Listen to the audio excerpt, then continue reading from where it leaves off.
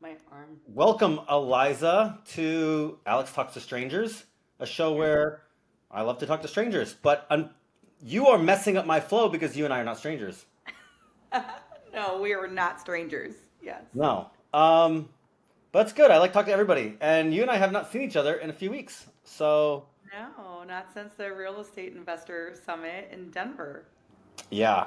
For those that don't know, you and I are both conference junkies, sort of, huh? Yeah. I didn't know I was going to be a conference junkie, but now I'm like hooked on it. So it's just a great place to go to meet people like you and strangers and have experiences like this.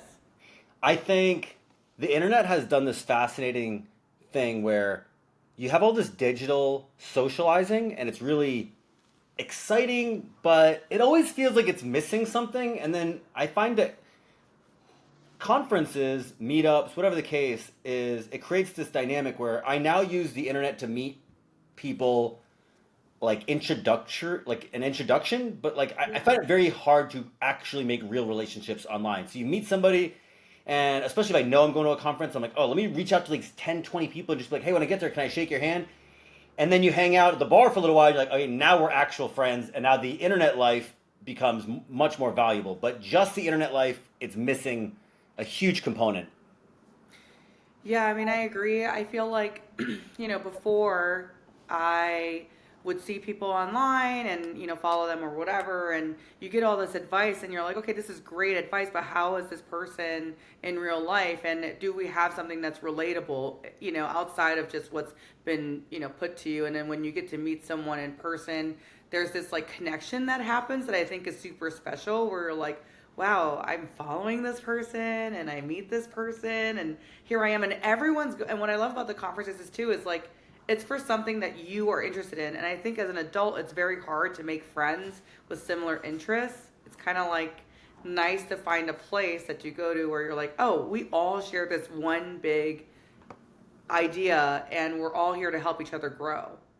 Yeah, and there's one other component to that that I think is really interesting. So not only do conferences you go, you're like, hey, we're all here for the same reason. We're all kind of in the same culture because we know about the same event. Yeah. But there's something interesting about I'm gonna spend the money Yeah. and the time and the logistics and the flight and the hotel and all the Yeah. pain. So by the time you get there, even anybody you shake their hand, you kind of have this agreed, like, oh, you did the same pain. Where'd you come from? You had to go all Yeah. the way across the country. I had to go all the way across the country. So you kind of have this shared, like, we both made this pilgrimage to meet each other. Yeah. It's like this you're investing in yourself and you're valuing the person you're meeting because you're like, wow, you really took time out of your life to do this.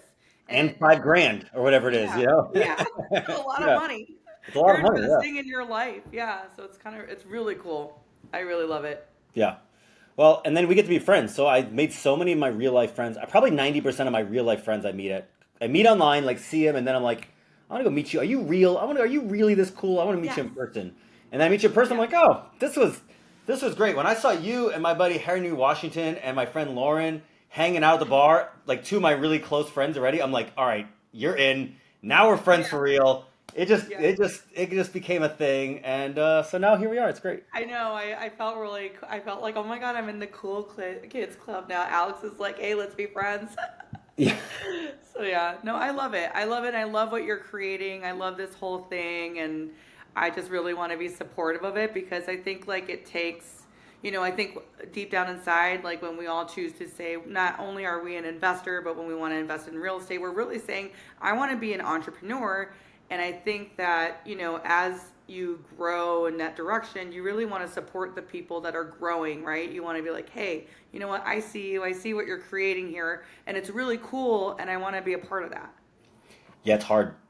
It's Yeah. hard, and I'm pretty good at, like, I'm not good at entrepreneurship, but I'm good at the community aspect, and even for me, it's really hard. So I'm grateful because it's hard to put yourself out there and be like, I can rally people and entertain people and bring value to people, and you have to have a little bit of ego to that. I'm not that good of an investor.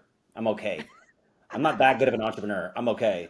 But when it comes to people, I'm very good, and it's like it's still a hard hurdle to be like, no, I won't just be part of somebody else's thing. I think I can build something of my own, it's still scary. So Yeah. I'm grateful But to have you around. yeah, and I also think like what you said, Alex, is everything in investing though. I think that's what makes you an excellent investor, okay? Is because 90% of the successful investments that we're going to do is from the people that we're going to have around us.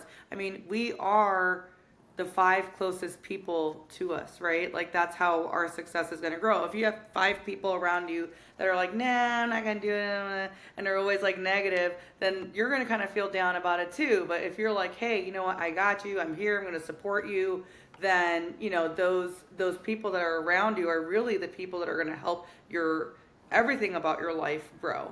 Your personal life, your financial life. So I think you're an excellent investor. I'm an excellent investor in people, that's for sure. Yes, yes, I did and that that's when I was an alcoholic. You hang out with people that are like, let's go to the bar. And I'm like, all yeah, right, cool. And then you're like, I can't afford it. They're like, that's fine. And then you end up doing it, and then you end up going in the hole, and you're like, dude, this is not good.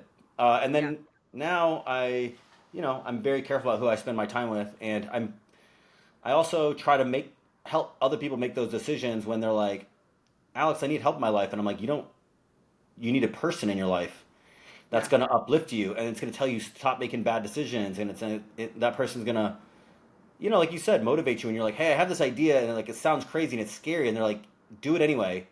I'll yeah. be part of it. I'll support you. Like, dude, that's hard. There's a lot of people when I got into real estate, I had to lose a lot of friends too because I was like, I think what I'm going to do is I'm going to buy 10 rental properties over the next 10 years, and that's going to guarantee me retirement. And I had a woman who looked me right in the eyes, and she's like, that is effing crazy. That is never going to work. I know, And I'm like, I know. you can have those people in your life, and you can constantly go against the grain and do it in the face of them. Or you can have people in your life you're like, that'll work. You could probably do more. Yeah. I mean, I can relate to that. So, I grew up very, poor. My dad only had like an eighth grade education. My mom was from South Korea, and I moved here. And we originally we lived in a single wide trailer park, but we were the only trailer park in like where all these nice like auto industry workers were. So here are like the $500,000 homes, and here I am, and I'm going to school with all the kids in the trailer park, right? So with all the kids that live in the $500,000 homes. And I remember the first birthday party I went to. I was 12 years old, and I went to this birthday party, and we were going to a roller rink, and I was 13 years old, and this girl was like, "Oh, look at that girl. She's trailer trash." And I was friends with her. She had no idea. She had no idea that I was, living in a trailer park. So I didn't say anything at the time. And I remember this distinct feeling of like, oh wow, I actually am segregated financially from this situation.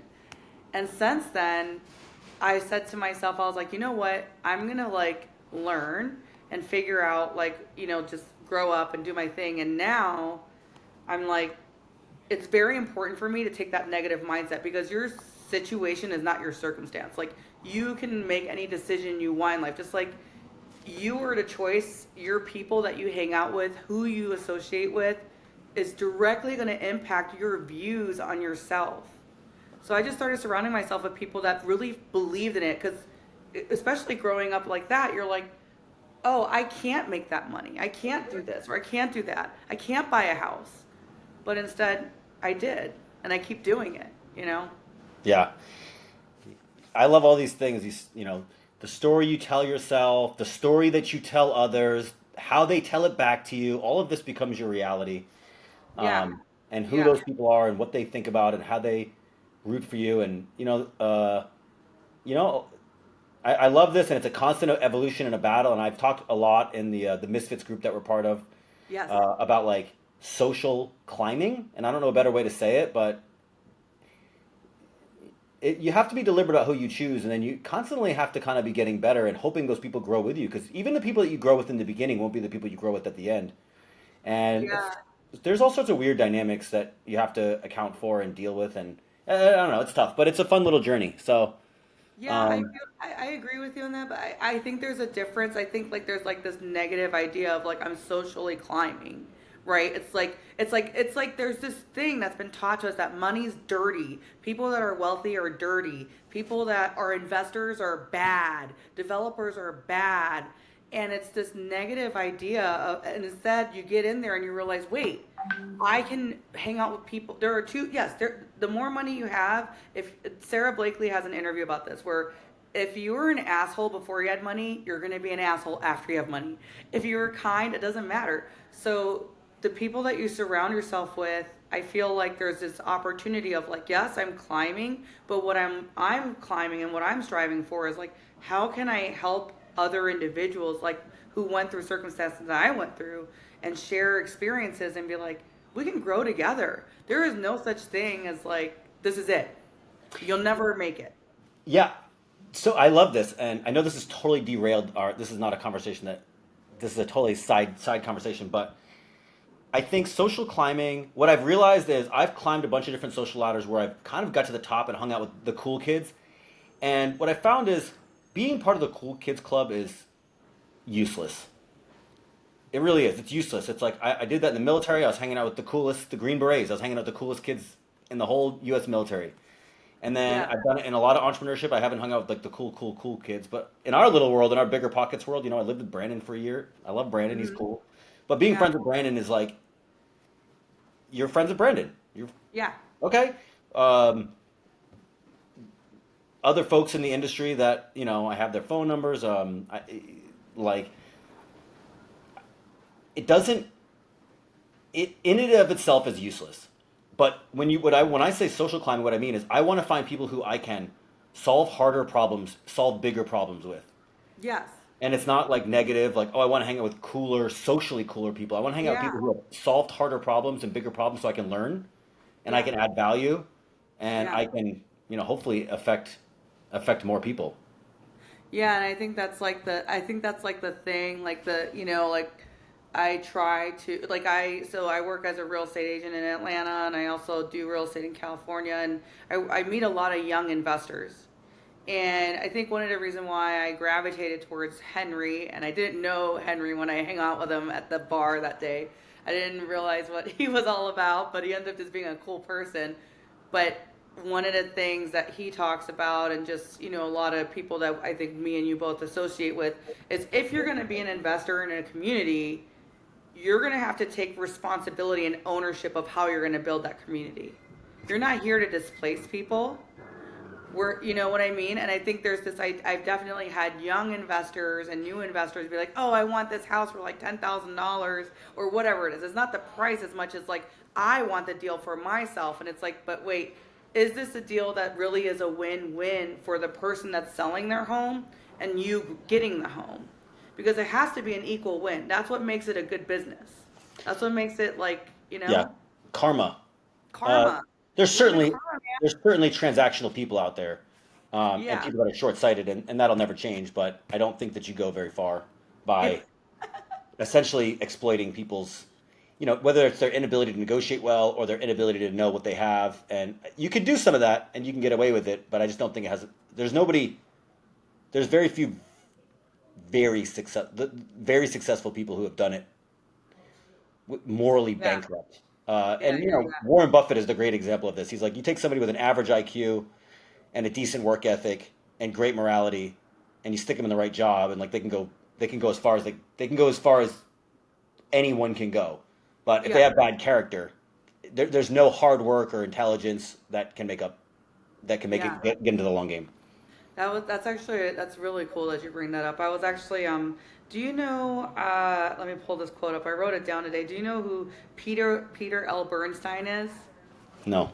So he's this guy that I just found today. I was listening to this podcast called it's like Rich Habits or something like that. I'll send it to you.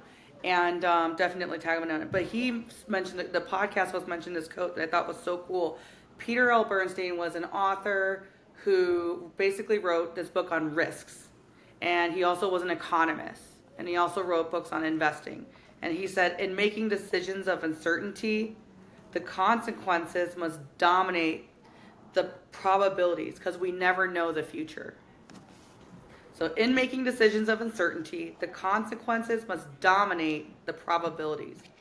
This is a nerd's way of saying faith. Yes. You have to have faith Yes. that the reward, the potential, the possible reward Yes.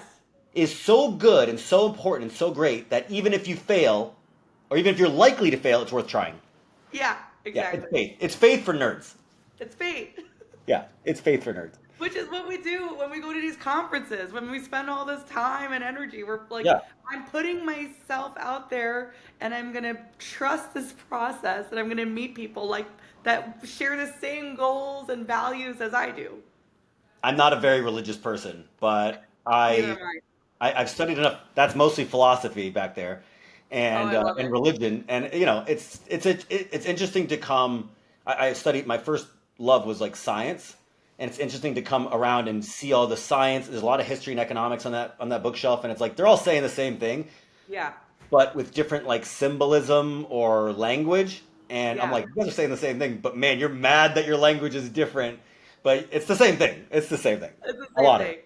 Yeah, That yeah, yeah. yeah. No, I love that. So I love yeah, that. I'm like when I tell people I'm like I spend probably $15,000 to $20,000 a year going to conferences, and they're like, for what? I'm like, because if I do that for 5 years and I make one deal that makes me 100 grand, it's profitable.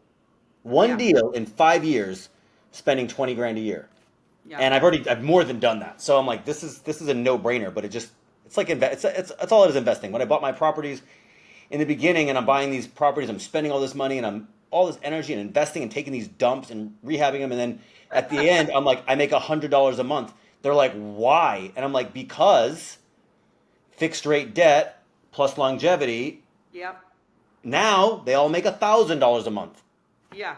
and a ton of equity. And I'm like, dude, I just Yeah. knew the process was gonna, I just knew it was gonna work out. I had faith it was gonna work out.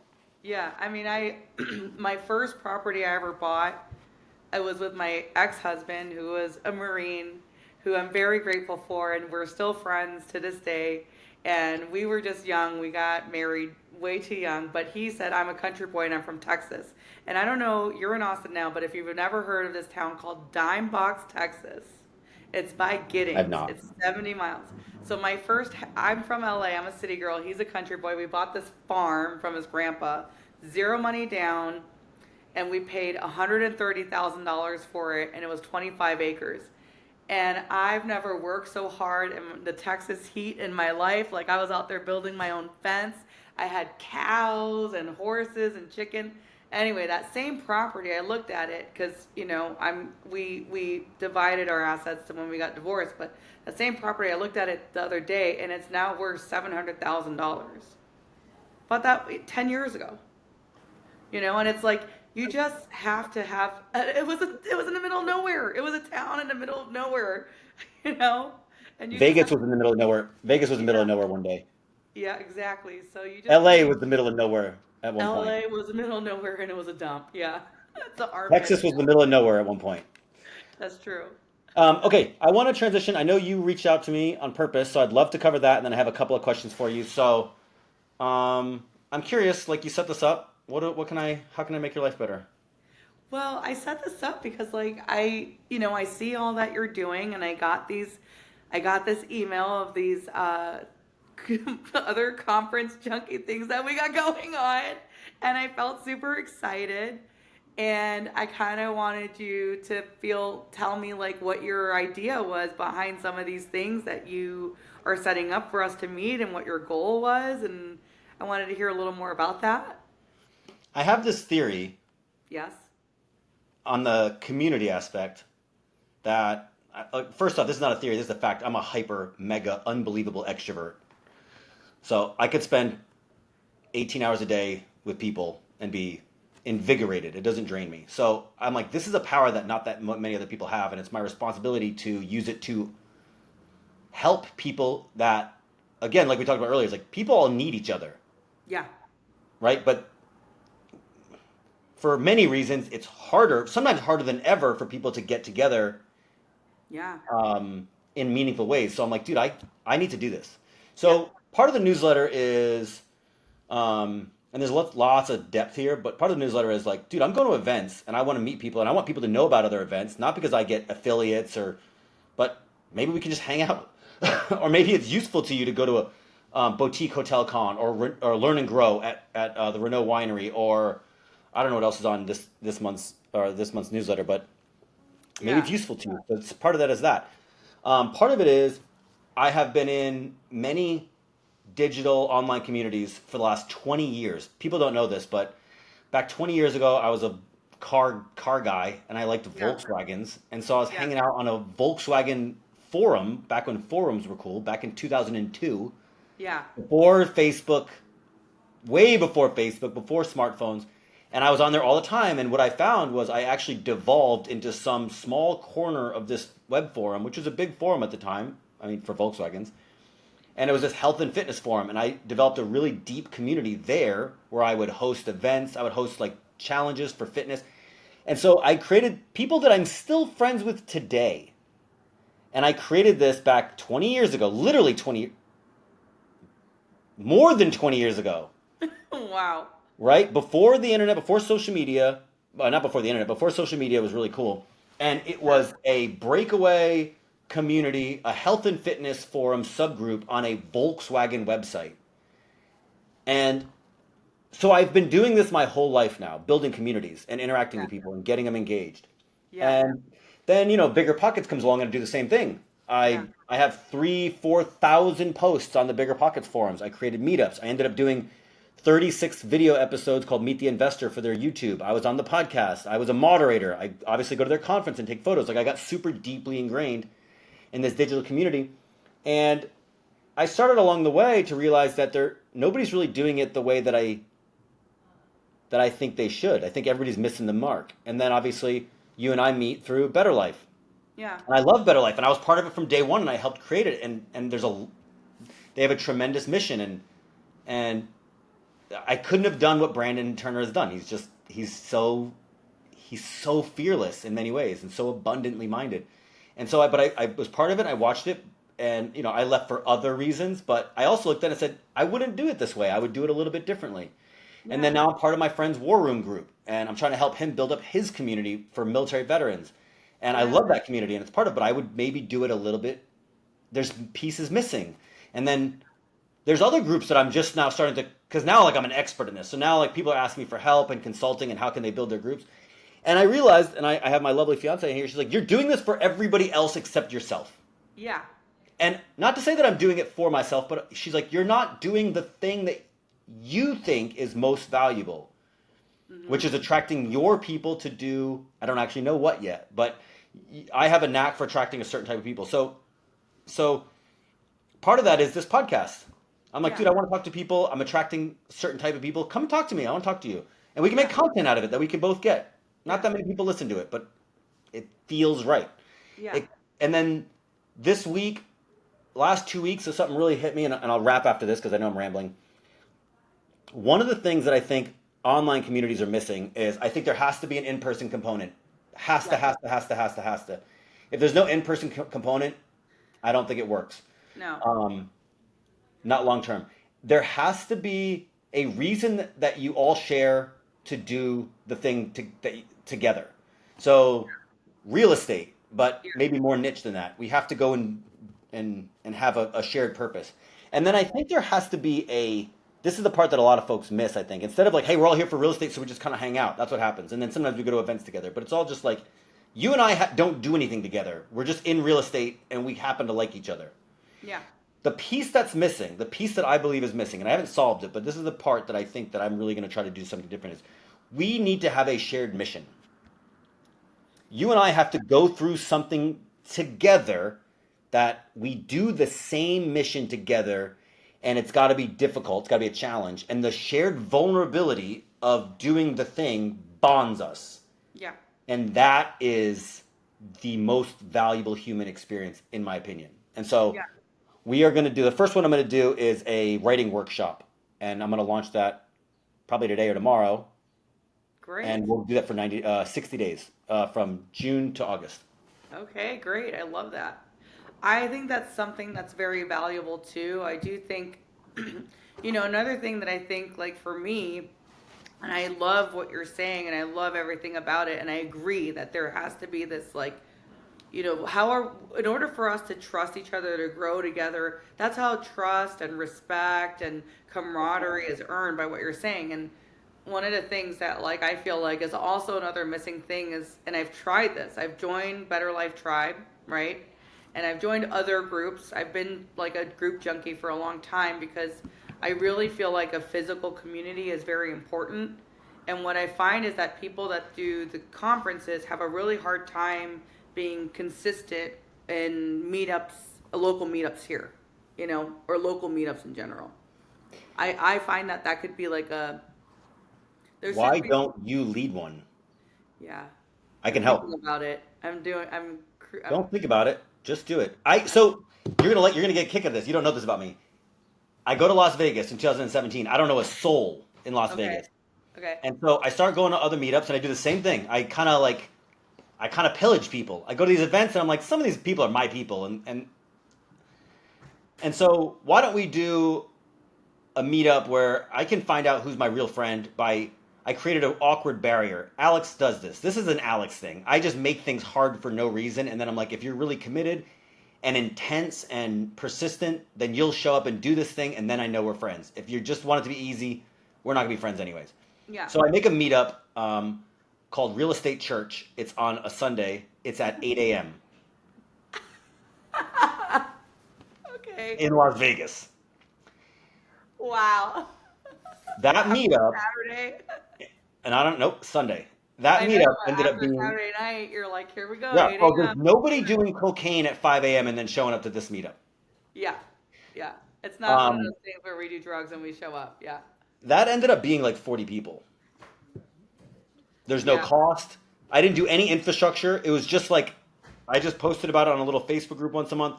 But what I learned was, like, if you show up and you actually care and you give people a beacon to rally around. You be the beacon for people to rally around. People are so desperate and clamoring for community that if you actually show up and care, then you can create one with almost no effort. Yeah. And if you, God forbid, you put some effort into it. Yeah.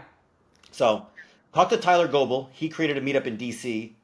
He has all the infrastructure, right? So I think for you, you're not going to be as good at the infrastructure. You're going to be good at showing up and entertaining and caring about people. Yes. So Yeah. he can help you run the infrastructure with a VA. She does all of the back end, and he Okay. just shows up. But I think if you copied his system, and he's in Misfits, I think if you copied his system, you could thrive. Okay. I'm gonna do that. I'm gonna talk to Tyler about the meetup system. Thank you. That really is. Yeah. I've been told a lot over the last like year to start like create a channel or like whatever and blah blah. And I'm like I'm not there yet. And then this year I'm like, let me just start with like a small group of meeting people. So I started basically I started teaching communities here, females, basically minority females here, on how to invest in real estate. So I have a couple classes coming up where I just teach these women. I'm part of so I start doing, so that's what I'm just starting now. It's just like, what are the things to look for, how to read the market, and, that's kind of stuff. But because I feel like, especially in places, everywhere, and I didn't mean to choose minority women, but I feel like minority women feel that they are the lowest in the totem pole when it comes to medical care, when it comes to dating and relationships, when it comes to just everything, Yeah. opportunities. They just feel there's this thing. So, I think that's like for them, that's like the big goal. It's Yeah. like, oh, I have enough money not only for myself, but to invest. What? How do I do that? You know? I probably can't be useful in that demographic. I'm like a, I'm like a guy, you You know. know? I'm like a guy. I don't look. I get along fantastically with women, but when it comes to the women only groups, I've been around some, and I'm just like, you don't want me here. I'm, you don't want me here. I'm not the Well, right. that's why they're a Well, women only group. Yeah. yeah, well, I mean, I've been to some where it's like, hey, there's a women only type group or a mostly women thing, but then they want a videographer, and because I do get along with these folks, and Yeah. people, I have my gift, and I love giving it to people, and I can, I shot Invest Her, I shot a couple Sarah Weaver's events, I have done, but every time I'm always like, just get a chick with a camera. You don't need me. Like, I'm messing up the vibe, right? And I don't like try to. I'm Alex 24/7. Like, I'm telling inappropriate jokes and being a dude. So I don't. Yes. Yeah. Yeah. I Yeah, I'm love like, it. you don't want me. So I can't help you with that, but I love the idea of it. I do love, there's a lot of There's a lot of riches are in the niches, as they say. So Yeah. Well, that's the thing. I just started with that, and I don't want a female only group. What I find is that is like, what I'm trying to do is create a dialogue, honestly, and just take, but I'm trying to create a dialogue with minority women, with men, with yeah, white men. yeah, And that not to, and like, what are how can we have, so just a meetup in general, I think is great. yeah. But I think there needs to be a dialogue about from to everyone, on what the direction is. You know what? Can I actually? I'm gonna step into the mud here, Let's and do it. again, I only have my perspective. Yeah. I think the the narrative or some of the narrative about American culture is that women want to break into this definitely male dominated world and it's hard, and that somehow men need to accept or allow the women to break in. That's sort of the, not saying that's like the only story, but that's sort of the Idea theme. that, That's like sort of the yeah. theme of what's going on. I But have let me this come. conversation with my husband. Yes. Yeah, but Yeah. like I'll give you a little bit different narrative, or theme. Like it's not a bunch of consortium of men that have all the opportunity and are bogarting it for themselves. It's more like I have to compete just like you, and it's hard for me too to break into the next social strata. And Hmm. I think women that idea that some woman is like I need to be accepted, and I'm like, dude, you got to earn it just like me, and it's hard, and you have to be aggressive, and you have to be intense, and you have to be very competent. Not And just I like, are think you accept me? It's like, no, no, I don't care about acceptance. What did you do? What have And you I think that's produced? the thing that's missing in the dialogue. So I Yeah, think there's this idea that like they don't want me in there, so I'm not allowed to be. Instead of like that's not what the idea is. I think men are very like actually I think I love working with men and I love also working with women, but I think women like you said, they're not really aggressive or they're not assertive. They don't speak their own value. It took a long time. I was raised, right, to keep my mouth shut, let the men talk, don't interrupt, don't say things, don't really share your opinions. And then I think that's how a lot of minority women are raised too. It's like be a certain way. And then men in turn are raised like be the one that's providing, be the one, whatever that cultural thing is, right? And that's the kind of dialogue I'm like, well, did you ask? And the answer is no. no. Did you say you wanted this? No. Well, So that's why I think there's the dialogue is missing. And what I've learned from being with people around you, like that are very strong, that have a strong vocabulary and opinions and a great mind, and my husband is like my husband would be like, why didn't you just tell him no? Hey, I'm gonna do this instead. And I was like, because I'm not supposed to. And he's like, no, you should. You should definitely say, I'm not doing that. Or you should definitely say, hey, wait, I actually understand this very well. Can I show, like, you are okay to correct people and you're okay to like, create space for yourself. when I'll give you an example when it comes to dating because it's such a clear example. I think it's different now, but when I was growing up, if you wanted to go out with a chick, you had to go up to her and ask, Yes. and you had to get rejected because I'm 5'6", 5'7", so like most women just rejected me. Also, I didn't know how to put this together, so I was much less handsome, and I was way more aggressive. So like I got a lot of rejection. So you kind of have to go through life getting asking for what you want and getting rejected and then asking anyways. Also, I did a lot of time in sales. Dude, if you want to like get better at being assertive, it's like go do a year, 2 years in sales. Go do car Yeah. sales. Go do house sales. It's like, dude, Yeah. that is brutal. Go do phone sales, insurance sales. So That is hard. brutal. You'll get real assertive real quick. So I think men just, certainly my age, just had this whole culture where you had to go. There was no other way. You wanted a wife, it's like you got to go get a lot of no's first. You got to Yeah. go get a lot of no's first. And so now you take that to business, and people are like no, and it's like, "Ugh, of course you said no. But I have a lifetime of use. It doesn't discourage me. It doesn't. It's part Yeah. of the game. So you have to ask and have to get rejected. So this idea that like, so not only I think do people, men and women, right, have to be more assertive to get what they want out of life. They also have to get used to the rejection. Yeah. And I think that's something that minority women, there's this automatic like there's this idea, it's a mental block in your mind that says, I'm already rejected from society, so why would I even try? And the dialogue that I'm trying to, that I do by these little classes, or not big classes, but these little classes of like, why is that the dialogue? Why is it an automatic no? And why don't we ask? And we're going to get no's, you know? You're definitely knows. You're Uh, never going to get no's. We got to push through it. Brandon and I spent all last year riffing this little phrase to ourselves, to encourage ourselves to. It was up our ask. Yeah. Up our Okay. ask, up our ask, up our ask, and I like that it sounded a little, a little harsh. Like, Yeah. what are you saying? But it was up your ask. Like you have to ask more, and you have to ask for bigger, and you have to ask from more people. You just have to. You are not going. No one is coming to give you nothing. Can you share an example of an up your ask for someone like, cause I've never, I want to hear what, like an example of like how you had an ask and then how you upped your ask. So Brandon has an incredible network, but he doesn't like asking for. He doesn't like asking people. He doesn't like expending his social capital to his own detriment sometimes, because the reality is people want to help, right? It's not always asking for something at the expense of somebody else. It's a lot of times it's you know, can I be on your podcast, your giant podcast, and then you can be on mine, and like we can trade these, and that would be beneficial for both parties. But sometimes we just don't ask because we we just don't. We're afraid of the rejection. So a lot of times it comes down to like, dude, you have a social network of people who want to help you, and you're not asking them to help you in ways that they want to help you. So that's a really good example of. I'm sure you have people in your life. I have people in my life that are like, I wish. I mean, if Alex asked me for whatever, I'd say yes. Yes. And then I don't ask them, and then we both lose because Yeah. people feel fulfilled when they can give their gift, especially if you ask somebody to give you their gift. If you called me and you're like, "Hey Alex, I want a photo shoot.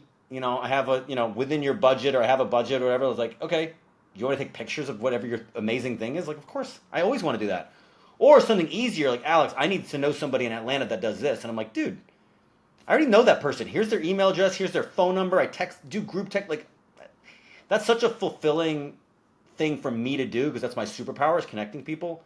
And so Yeah. then when you don't ask, you don't get it. I don't know that you need it, and I'm just sitting on this resource that you could be benefiting from because and it doesn't. I don't get to share it because you won't ask. So there's all sorts of examples of that where I'm like, dude, people will help you, especially if it's in their wheelhouse, and just not you're just not asking for it.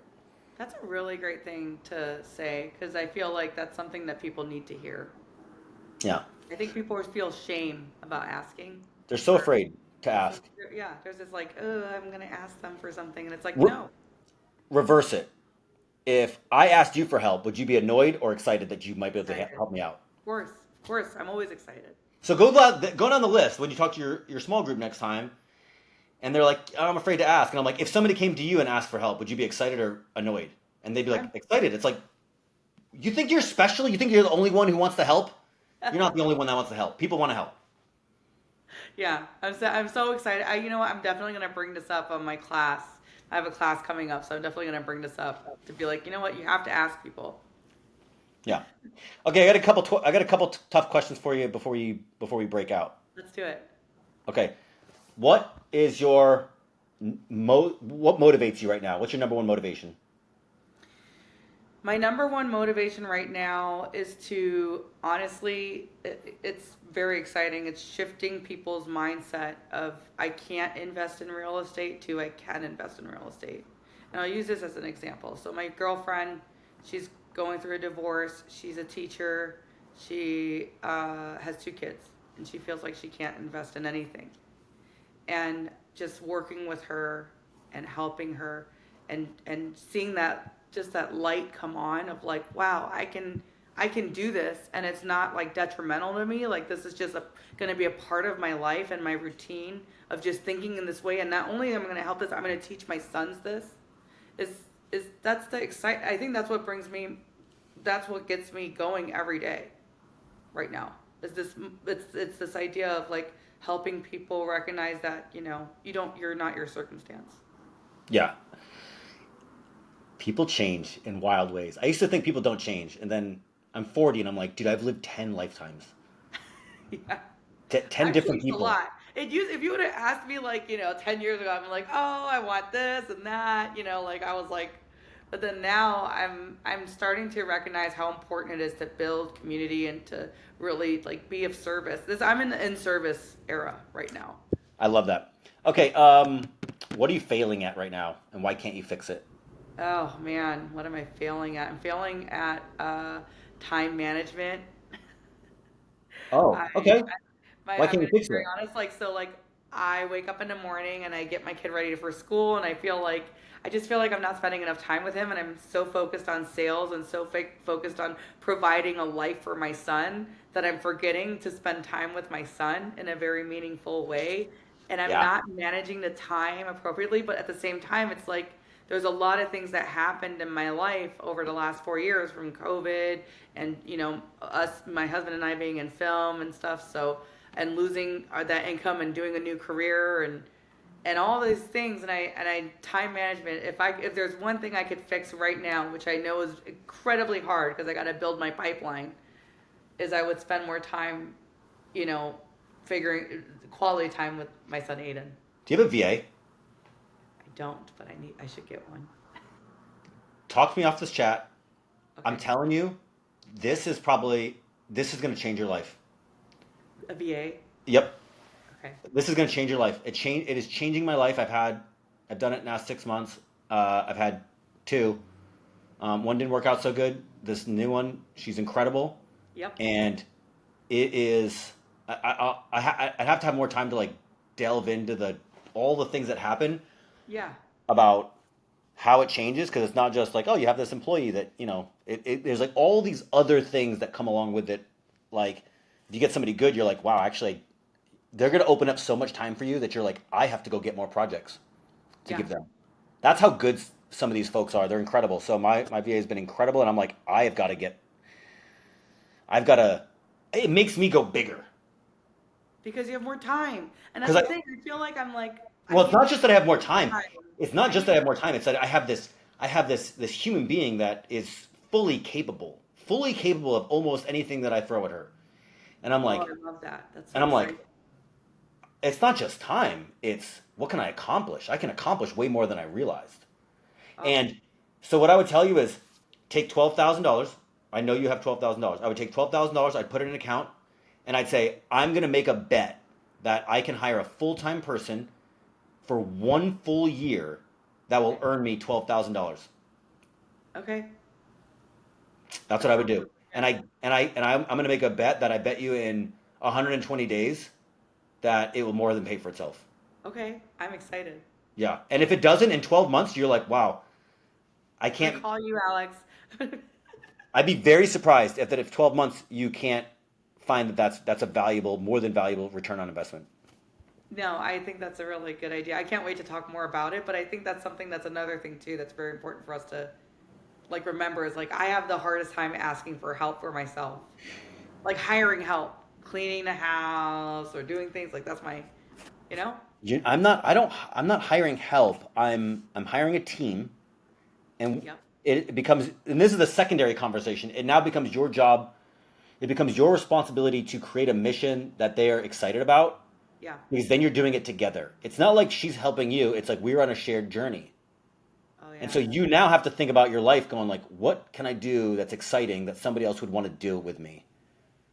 That's And so then and then you start finding, I mean, not everything's glamorous. Some stuff she's like, like little stuff. And hey, can you help me with this email? Can you do this? But then it's like, no, we're gonna go do something bigger. And now you can just multiply work. You can just multiply work. And so then your ideas get bigger. wow. Yeah. That's super cool. That's really Okay. If you could meet one person that would change your life for the better, what would that person be or do? if I could meet one person that can change my life for the better, is this like Besides a real person? besides a VA. Yeah, like I always think about it this way. I think about people like a puzzle.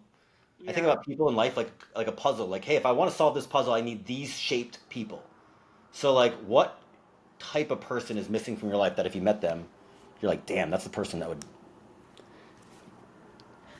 So when I worked in film, I once bumped it. I worked next to Shark Tank. Uh-huh. I wanted him. I don't. I wanted to meet Barbara Cochran because I Uh-huh. feel like I could sit down with her and be like, I love you as a human. Like I Uh-huh. love your whole story. I instead met Mark Cuban, which is equally as cool. I'm Which is sending him equally this. I'm sending this reel to no, him. you're Like, not. Mark, second place Cuban. Listen, Mark is equally as cool, but I really wanted to meet Barbara. And That's every not what day equal means. I That's would not what find out equal where their means. lunch is, and I would go stand by there, and I'd be like, "Where's Mark?" That's And I not what equal bump into means. Mark, and I felt, and we never like had like really long interactions or anything. It was very fleeting, but at the same time, I was like, I'm gonna get Barbara one day. But she's one person I really would love to meet, only because I think she's from her story of her interviews of what she had and what she's accomplished. I think she is just a very phenomenal person. To just take over New York in that way as a real estate agent and now as a broker and doing all these things and being an angel investor and just who she is as a person just feels very big and grand. Dude, if you took your group and you wrote out a goal, a 12-month goal, and said, hey, I want my group, my Atlanta group to grow, and I want it to be 150 people and maybe bigger in 12 months, and then maybe in 24 months it was 1,000 people, and you could host an in-person event, you could get Barbara to come to your event. Okay. I'm Something gonna like that. But like, anyways, that's how you could do it. That's how you could get her in your ecosystem. Okay. So I'm gonna start my group now, I'm like just today. saying. That's the way to get her. I'm gonna do it. I'm gonna do it. You don't have to go all in, but I would feel so bad if Mark even ever heard this. He's gonna be like, oh, second place. he's not going to hear it. And if he does hear it, he'd be like, I have Barbara's number. Maybe I'll give it to you. He wouldn't be mad. He wouldn't be mad. I mean, I love him too, but I'm sorry. So yeah, that's it. What's the next event I'm going to see you at? I'm thinking about all that right now. I'm debating like, are you gonna go to the Bigger Pockets event? I don't think I'm gonna go to that one. I don't think I so. want to go to one of your events, that's for sure. Definitely want to take time to go to one of your things that you have planned out. And then I don't know. I might come to Mega Agent, KW Mega Agent, and then just hit you up in Austin. But Oh, is that a Jay and Wendy thing? yeah, Oh, it's a I Keller I Williams thing. You should go. but I'm not an agent. That's okay. You I'll don't just I'll crash the hotel. exactly. Dude, I wonder if they would hire me to be a photographer. You should call them. I texted them. We're gonna go. Me, Wendy, Jay, and Miss Kate are gonna go to an escape room double date next week. Oh my God, I'm so excited for you. Dude, I'm gonna give you a mad good tip right now. Okay. Miss Kate and I, our favorite thing to do together is escape rooms, Yes. and so it takes a little bit of teamwork, Yeah. problem solving, Yeah. pressure because it's like you get 1 hour, Yeah. um, and so like the pressure's high, the stakes are high. It's mental, but it's also physical because it's usually physical rooms, and it takes a variety of different like problem solving skill sets.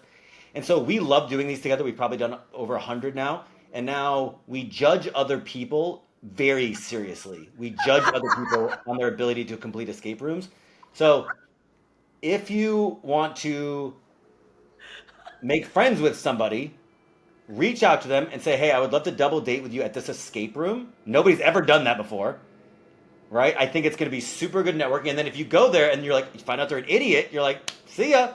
But if they're good, you're like, dude, we had a good bonding experience because we had to solve problems, we had to do it under pressure, we had to work together as a team, and Oh it's super man. good bonding. So that's my number one new like outreach bonding networking technique is I'm asking Now all that these I know folks. that this is a thing, I'm gonna make Andrew go to all the escape rooms with me. I'm gonna be like, let's do it. We gotta like, this is like a thing that people will test us on. I even have an app. We even have an app that tracks all our escape room experiences and photos and ratings and everything. Yeah. I love how much you nerded out on this. This is amazing. Now I need to know afterwards. You have to spill the tea. You have to tell me how it went. I'll make it public. I'm like, hung out with Jay and Wendy, and first time, last time, they were terrible.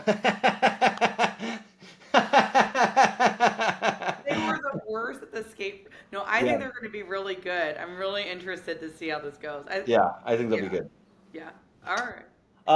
Eliza, where can people find you? Where can people find me? You can find me like my handles. Well, what's the best way if somebody sees this and like, I want to talk to that chick? What's the best way to talk to you? The best way to talk to me is you can go on my Instagram at eliza.lovesrealestate and then shoot me a message and I'll definitely message you there. And you live in Atlanta, so go to her. You're gonna have an Atlanta meetup group. Yeah, I'm going to start an Atlanta meetup group. It'll be on my page when I Yeah. start it. Just go to somebody else's and throw a coup. I have gone to this guy's, and it's not really great. Yeah, And they it's really quit. They run them disappointing. terrible. Just take somebody else's over, and that way you don't have to start from scratch. Yeah, that's And what then I talk want to to do. Tyler, and he can help you. Tyler can help you with the meetup and the VA. Okay, I can't wait to talk to him now. I'm gonna message him and be like, Alex, let me talk to you. Yeah. Oh man, well Thank I'm you. so excited. Thank you so much. Thank you for everything.